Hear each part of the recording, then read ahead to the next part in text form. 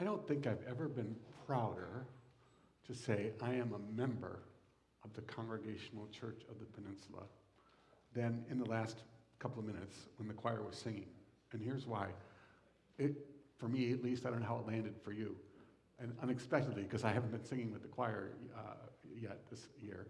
I didn't know they were going to work the mission statement in, but I felt that I was at the intersection in my body and in my heart at our mission statement in the world and the music that is made here on a regular basis that moves us so deeply in our bodies as well as in our spirits. You will be found. Sometimes I'm tempted to say before the sermon, when the choir sings just then, well, what they just sang. But I really felt it today in a new way. There was something about the process that started last summer when we worked on these mission statements, and we came up with two, as we are wont to do, and we worked our way to one. But I felt it. I didn't just think it, I felt it. And I hope that you felt that too. I told my friends at the Church of Jesus Christ of Latter-day Saints that we would begin or have in our service today a minute of silence for them as they gather for worship. And why is that? Well, I've gotten to know them during my work over several years' time now in the Peninsula Multi-Faith Coalition. And last Sunday, while we were in church, or before we were in church, a gunman went into the Latter-day Saint or Mormon church in Grand Blanc, Michigan, and set it on fire, shot several people. Several people lost their lives, many more were injured, and the whole congregation was traumatized in a way that I can't imagine how you ever get over that. And while we saw several incidents of violence in the last month against faith communities, including the Catholic Church and school in Minneapolis at Ascension Church, and just on Thursday on Yom Kippur outside the synagogue in Manchester, Great Britain. This one particularly, I think, hit home for the Latter-day Saints who are gathering today, right now, in church. I found out that there are 3 buildings that they share, and there are 22 congregations of Latter-day Saints in San Mateo County. And they worship at this time in English, in Tagalog, in Spanish, in Portuguese, in Tongan, in a number of other languages. And here's what I want us to extend our hearts in compassion for as we join in this moment of silence. Imagine how it feels to walk into church today, fearful and sad about what happened, but fearful and feeling vulnerable that it could happen here. So we can't fix it, but we can say, you are not alone. Let's take a full minute of silence in solidarity with our Latter-day Saint friends.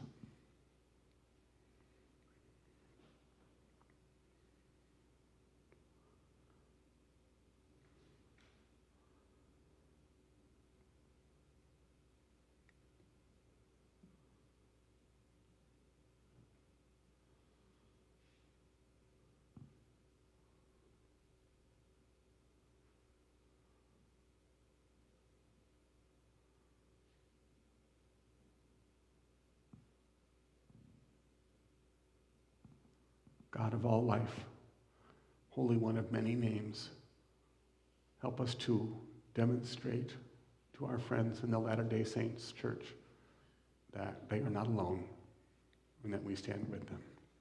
Amen. Today is a day where we have a kind of a convergence on the calendar of a number of things. It's World Communion Sunday, and for Protestant churches that don't observe communion every Sunday, they've sort of agreed to synchronize their altars and gather at the communion table on this day. Many of our Catholic, Lutheran, Episcopalian, Orthodox friends have communion every week, as one of them quipped me. Every Sunday is Worldwide Communion Sunday for them. But though we have many different beliefs We gather at one table today. And I know that even in our own congregation, we don't have one thought about what this means.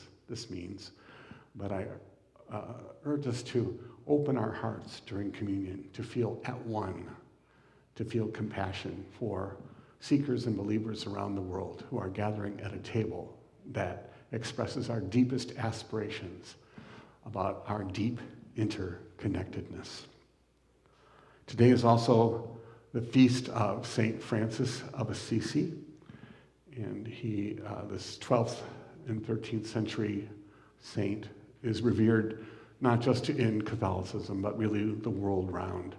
I remember going to Assisi on a pilgrimage and being struck by how many pilgrims were there from all around the world, and particularly how young many of them were. There's something about St. Francis that captures our spiritual imaginations about what being saintly can be like. He's aptly the patron of the city of San Francisco, and perhaps it's because one of the early films that made a profound impact on me was Brother Sun, Sister Moon, the Zeffirelli film, where it contributed to his reputation, shall we say, of being the hippie saint. I think he is lovable and models many things for us, including, among other things, love for the poor and love for all creation, including animal creation. So we'll bless our animals today. I confess I have a mixed experience of animals in church. I pastored a church where we had a cat because the building we had 30 12-step meetings a week in the church, and it functioned like a community center. It was an old building, this will sound familiar, where the windows wouldn't close. It's in San Francisco, so the weather is what it is. But the cat wasn't our cat exactly, but he adopted us as his church, which sounds charming, right? And he did help with keeping the mouse population in check, which was valuable. But he was not warm and cuddly. He was actually rather aggressive and rather hostile to people. So whenever they would approach him, say, "Oh, look at the cat. Can I pet the cat?" And I'd go, "No." You could count on it, a hiss, if not a swipe with a paw. And though I appreciated his contributions to the ecology, he made life difficult in a building that had 3 Sunday services, a Wednesday service, 30 12-step meetings a week, and many other community gatherings. Famously, he used to love to jump on the communion table, and we had communion every week at every service with big goblets of grape juice. And he just thought it was the coolest thing. Not just to drink from it, but what do cats love to do? And cats are swift and smart. So he knew that he was not supposed to do that. He would jump from out of nowhere and do his business with the chalices before we could ever stop. And this went on for years, as animal-human confrontations can sometimes do. The most memorable thing, and I was texting with another minister who worked there at the time, is he hated people and other animals. So we had a memorial service for a person who had been blind, and there were at least 50 service dogs in the congregation sitting with everyone. And, a service dog, if you've met them, if you can you can put a bomb off next to them and they won't respond. I mean, they're very self-controlled in a way that the cat was not. But that was not enough for the cat. He walked right in down the middle aisle and started attacking various service animals. And soon, even the patience of the most kind service dog was stretched, and it descended into chaos in a way that I've never seen before and hope to never see again. So I say this, I love my cats. And even this morning, they reminded me of their favorite activity, knocking things off tables. It's a mission. At the same time, St. Francis entreated us to have compassion, to see the animal world as something that we are a part of. So famously, he preached to the birds because, as he said, they would listen. And also, he had many encounters that are chronicled in a book I have upstairs called The Omnibus of Sources. It's all the medieval legends and subsequent writings about St. Francis. Animals were drawn to him. One story is about how a rabbit was particularly attracted to him and followed him around everywhere he went, including sitting on his lap at every opportunity. So Francis would take the rabbit into the deep woods and say, "Stay here, we can't keep doing this." And the rabbit would find him. And finally, another brother took the rabbit far deep into the woods, and the rabbit no longer sought him out in that way. But it's a measure, I think, of his magnetic personality that was able to see humanity and animal creation as one. Another famous story is about a wolf that was hungry and not only ate animals in the town, but also people. And the people were at their wits' end. And so Francis went out to talk to the wolf, entreated the wolf to be kind, explained to the wolf that he could no longer eat the people, and that they would in fact treat him well and feed him so that that wouldn't happen anymore. And he brought the animal back, or the animal followed him back into the town square. And Francis said, "Now, we're going to forgive the wolf for every past transgression. It's a new beginning from this moment on." And then he asked the wolf for a pledge not to eat the people. And he extended his hand, and the wolf placed his paw in Francis's hand. And they cared for each other, the wolf and the town, for the rest of the wolf's life. And the people testified that the wolf became an example to them of the possibility of change and also the ability to get along. Now, you may say these are silly legends, they don't have to do with the present, but I do think that they speak to us about our relationship, our compassion for animal friends. One of my favorite Facebook dramas that I love watching is the one I call Steve Chamberlain and the Chickens. He's been raising chickens from chickhood this spring, since I guess spring and summer. And he posts about them occasionally, including his famous trip to finding a veterinarian that would care for an ill chicken. And sitting in just a picture of the chicken in the vet's office. And I loved that, it's easy for us to think of certain kinds of animals as engaged in relationship with us. Steve has raised it to an art form, I think. And it's beautiful to see. And I appreciate, Steve, your sharing that with us. In New Zealand, last year, they passed a law granting to whales personhood. And they passed a formal law in New Zealand, Tahiti, and the Cook Islands, bestowing legal status as persons in a move that they believe will help enforce conservation efforts about this rapidly depleting resource of the whales. In New Zealand and some of these other places, they see themselves as descended from the whales and feel strong affinity with them. And as one of their leaders said, it's fitting that traditional guardians of the whales are initiating this. For us, by restoring those world populations, we also restore our communities. The treaty is called A Declaration for the Ocean, and it was attended with great ceremony. And in it, the Maori expressed appreciation. Without the whale, we actually would never have found all these various islands of the Pacific. And they went on to say at the ceremony, the problem with whale conservation is that the whales do not know all the boundaries. They move freely around the ocean. But a legal scholar said, when you recognize a whale as a legal person, that doesn't mean they're human, They're a legal person, meaning you can endow them with certain rights, and with that comes a responsibility that if you hurt or bring harm to a whale, then there are remedies. It's a move that they're trying to persuade other places to do, including the United States. I don't know how far that will go, but it moved me in a way that I remember the story from even a year and a half ago, that they have begun to think differently about how they see themselves connected to creation.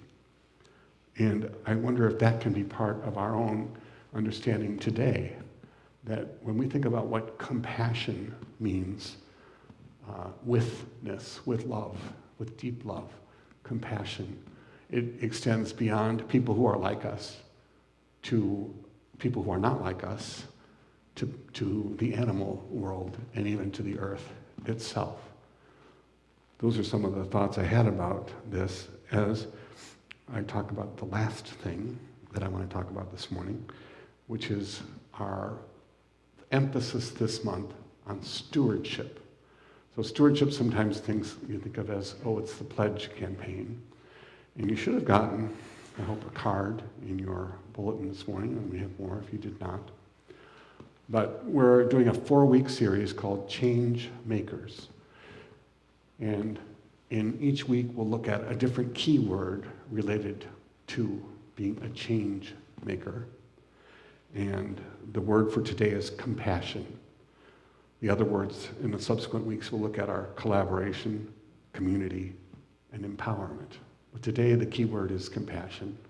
And it draws on the story that we'll use all 4 weeks this month that is sometimes reduced to as a title, Jesus Feeding the 5,000. It's a far more complex story, and there are 4 weeks of sermons in it. Don't worry, I'm not doing all of them. But there are different elements of this one story that I hope will speak to us as we think about our financial commitment to the Congregational Church of the Peninsula. We're blessed to have several sources of revenue that allow us to flourish in this place. We have rental income, we have income from investments, and then we also have significantly income or gifts or donations from the people who come here. So 3 different important streams. And this month I want us to think about our financial commitment as donors, as change makers, as part of our spiritual life, not just a financial gift, but as a way of expressing our commitment to the mission that we heard cited for us in the anthem before the sermon. Compassion is this week's word. And I want to invite us to look in this story about how the word compassion appears several times, or it appears once, but is a foundational piece of the story. The apostles come to Jesus' community, and they're telling him about, look how cool, look at what we're doing all these things. Isn't that wonderful? And they were coming and going, and they were so busy there was no time to eat. And that's a little caution for us in the text about making sure that we attend to our own needs, or we are unable to attend to the needs of others. It makes it even hard for us to see others in need when we are not attending to our own self-care. Jesus says to them, well, come yourselves to a secluded place and let's rest for a while. And in some ways, this sanctuary, this safe place, is our secluded place. We come here every Sunday, or nearly every Sunday, hopefully every Sunday, and it's a place to feel safe, loved, seen, cared for, attended to. And I recognize, I thought a lot about this time when I was off this fall. How do we balance the need to come here for sanctuary, for a feeling of relief from all that's going on in the world outside? There's 10 things I'm not even going to mention this morning that I'm sure, and we might even have 10 different things on our list that are deeply disturbing to us about the state of the country and the world right now. So we partly come here to have an hour of relief from that, a quiet place, a secluded place. And we're a member congregation of the United Church of Christ, which is the church that says things, that does things. It's our distinctive. We don't even have a distinct theological creed or identity that we share. This is Congregationalists. We believe that everyone has the right to determine their own beliefs. But we also are the church that tries to, to paraphrase the hymn that we sing a lot, go make a difference. So how do we balance the need for quiet and restoration and seclusion and solace with our commitment to be engaged in the world around us? And that's where I think compassion comes in. Compassion is our ability to identify with other people and other situations. To not say, oh, that could never happen to me, but to look at what we have in common with people, with situations, with all of creation, really. And here's where Jesus models this. When Jesus arrived and saw the large crowd, he had compassion on them because they were like sheep without a shepherd. Jesus' personality, his spiritual life, was wired to compassion. It was his first response on seeing need. And though he respects and wants them to have their time apart, he also doesn't see that as a reason not to have compassion, identification. This could be me. This is me. For Jesus, there is no other. There is only a different way of saying we. So when the leaders say to him, look, we can't deal with this right now, send them away. There's too much need. Jesus says to them, send them away. Why would I do that? You give them something to eat. And then story ensues. We'll look at it, more of it in the weeks to come. But this fundamental, foundational value that Jesus is lifting up is compassion. Now here's the way I've seen it actually at work. And we're an imperfect community, I know that, and we have moments of brilliance as well. And most of the time we're just doing our best somewhere in the middle, I think. But I've been working a little bit with the Circle of Care. It's the immigration assistance group. Some of the members go and accompany people who are having hearings in immigration court to be there as witnesses. They also superintend a fund that our congregation has generously received to give away. The fund was capitalized at $50,000, and I think about a fifth of it has been given away so far in the few months. To people who need legal assistance, to people who are having trouble with rent because they face deportation, to people who have medical expenses.